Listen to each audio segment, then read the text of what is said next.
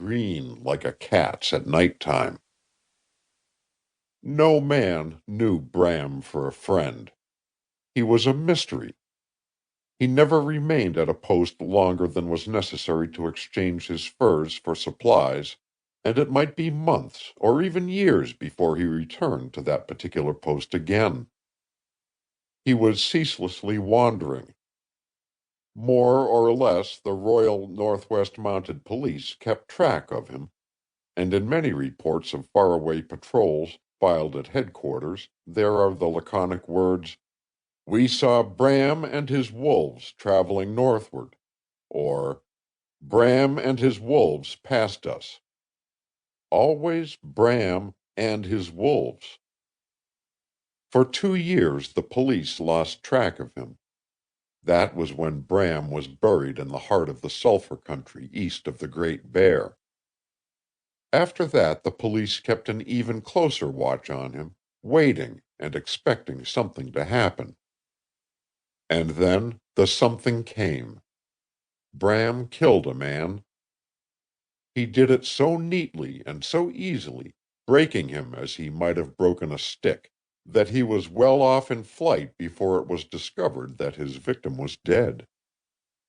The next tragedy followed quickly, a fortnight later, when Corporal Lee and a private from the Fort Churchill barracks closed in on him out on the edge of the Barren. Bram didn't fire a shot. They could hear his great strange laugh when they were still a quarter of a mile away from him. Bram merely set loose his wolves. By a miracle, Corporal Lee lived to drag himself to a half-breed's cabin, where he died a little later, and the half-breed brought the story to Fort Churchill. After this, Bram disappeared from the eyes of the world. What he lived in those 4 or 5 years that followed would well be worth his pardon, if his experiences could be made to appear between the covers of a book. Bram and his wolves. Think of it. Alone. In all that time without a voice to talk to him. Not once appearing at a post for food. A loup-garou. An animal man. A companion of wolves. By the end of the 3rd year there was not a drop of dog blood in his pack. It was wolf, all wolf. From whelps he brought the wolves up, until he had 20 in his pack. They were monsters, for the undergrown ones he killed. Perhaps he would have given them freedom in place of death, but these wolf beasts of Bram's would not accept freedom. In him they recognized instinctively the super beast, and they were his slaves. And Bram, monstrous and half animal himself, loved them. To him they were brother, sister, wife, all creation. He slept with them, and ate with them, and starved with them when food was scarce. They were comradeship and protection.